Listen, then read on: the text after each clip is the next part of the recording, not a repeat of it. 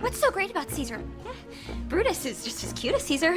Okay, Brutus is just as smart as Caesar. People totally like Brutus just as much as they like Caesar. And when did it become okay for one person to be the boss of everybody, huh? Because that's not what Rome is about. We should totally just stab Caesar! And action!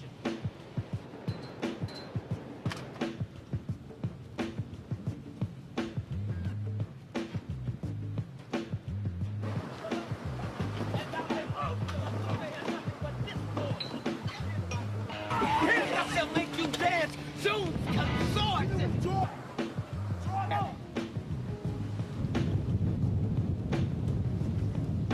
Romeo!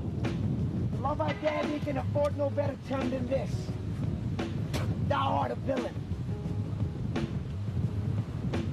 I mean, you could see race playing into that same thing too, because, you know, it is filmed in Mexico and there's this incredible eroticized, you know, Latino vibe. Yes.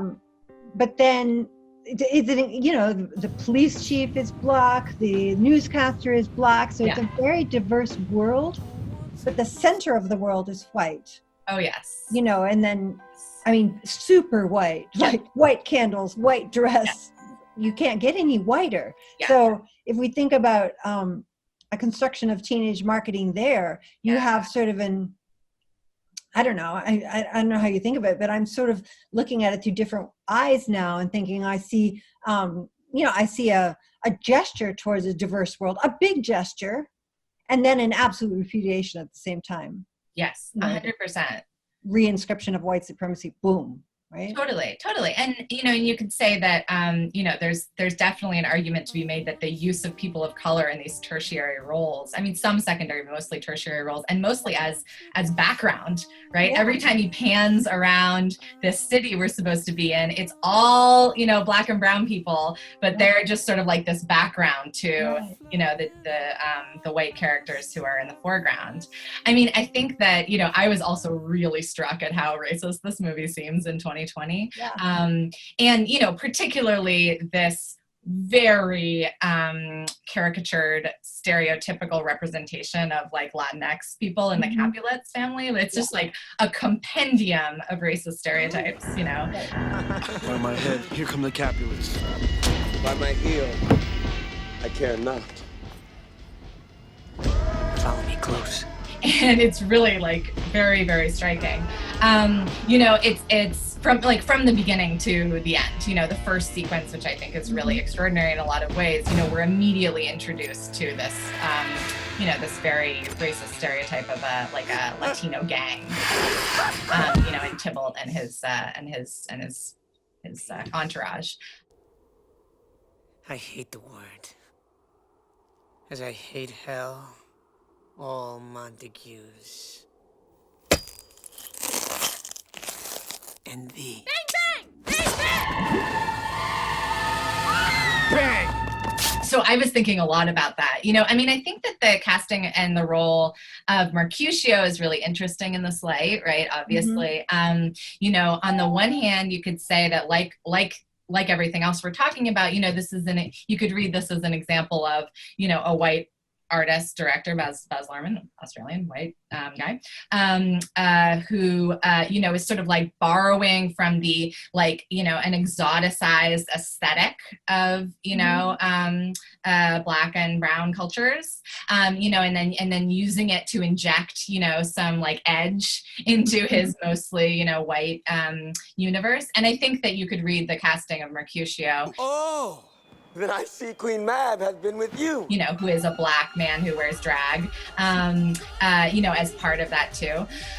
On the other hand, you know, I was also struck at, you know, so yes, and this is not to detract from what I just said, but I was also struck that in 1996, I mean, I should say, from the perspective of 2020, it was striking to me that this like white bro gang of the Montagues, you know, these like super white guys, you know, are seen, you know, having this, you know, black queer friend who's like one of them, you know, and of course there is a lot of, you know, there's a lot of erotic subtext in the relationship between Mercutio and Romeo.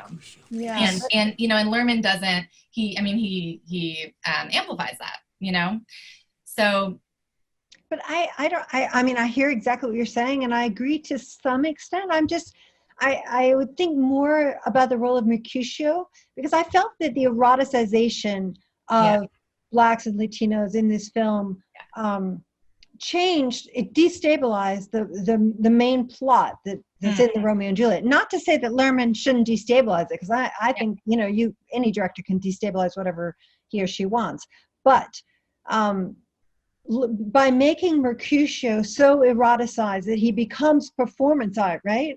Mm-hmm. It really changes the way in which Mercutio and Juliet pull on Romeo, and there's this equal love, because Juliet is now shy and chaste and virginal, and Mercutio is the dead opposite,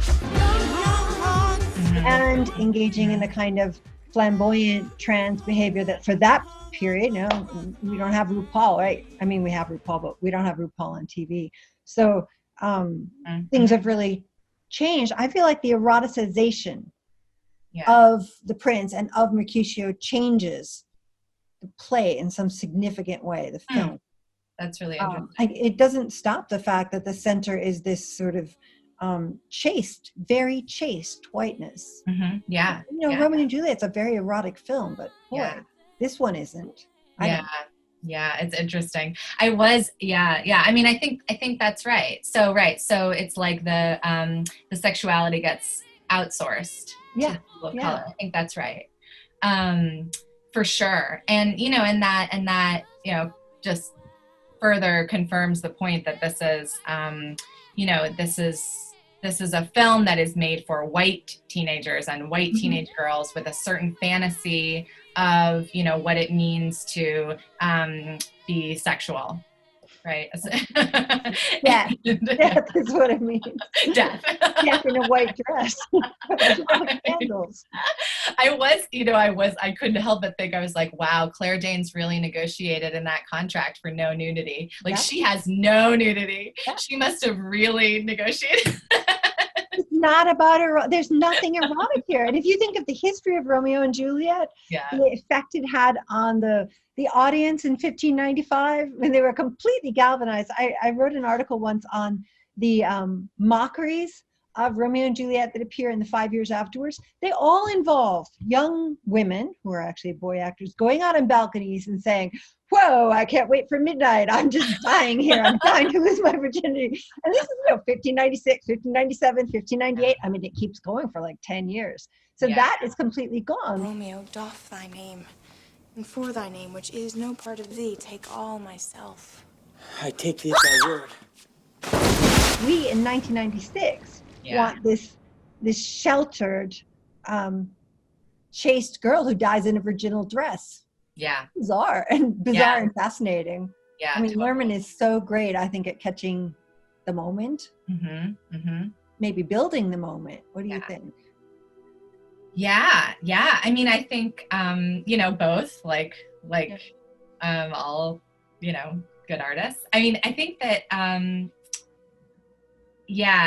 it's really interesting. I mean, there's another, you know, there's another whole piece of this, right, which is Luhrmann as a queer director, right, who is, you know, who starts, you know, making Strictly Ballroom, which is a very overtly gay film, and then moves to Hollywood and starts making these huge, splashy, big budget films that have, you know, a lot of, you know, queer aesthetics, and that also, you know, and also like a very clear like history of camp, you know, is drawing from exoticized images of people of color. That's a very clear like genealogy of like, you know, white queer culture in English speaking in the English speaking world.